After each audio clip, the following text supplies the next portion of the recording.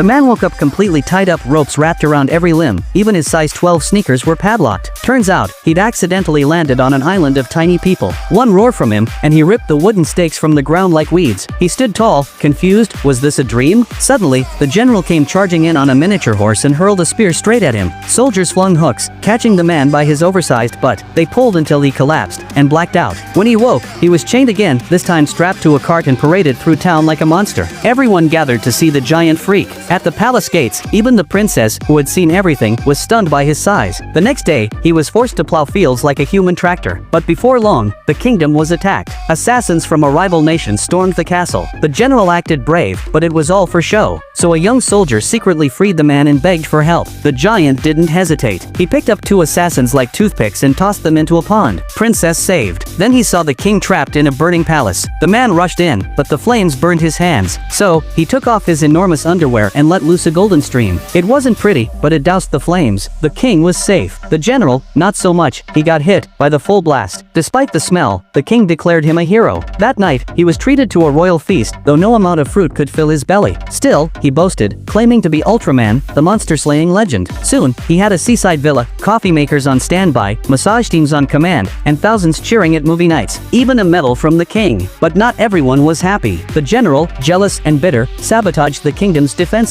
Enemy warships attacked. Chaos. The young soldier raced to find the man, now living like a king himself. The hero suited up, marched straight into the sea, and confronted the enemy. But instead of fighting, he tried to talk peace. Bad idea. Cannons fired, but when the blasts hit his belly, they bounced right back. Ships sank. Enemies fled. He even grabbed all their ropes, disabling 100 ships in seconds. He became a legend. His face was on clothes, his name in songs. Even haircuts had triple stylists named Tony. But that only fueled the general's hatred. He defected, returned with a robot egg and challenged the hero to a duel. The robot transformed, towering even taller than the man. Our hero charged, but got punched into the sky. The robot swung him around by his underwear. Terrified of heights, he surrendered. Disgraced, he was tied to a raft and banished from the kingdom. Just when it seemed over, he woke up inside a glass cup, now dressed in a princess gown. The floor rumbled. A giant girl opened the door. He had landed in the land of giants. Pacifiers, burps, diapers, he was her living doll. And he nearly gave up, until a familiar face appeared. The young soldier had come with a message. His girlfriend had arrived at the tiny kingdom, but the general was about to execute her. With no time to lose, he parachuted off the island. Back at the kingdom, it was time for revenge. This time, the robot had been upgraded.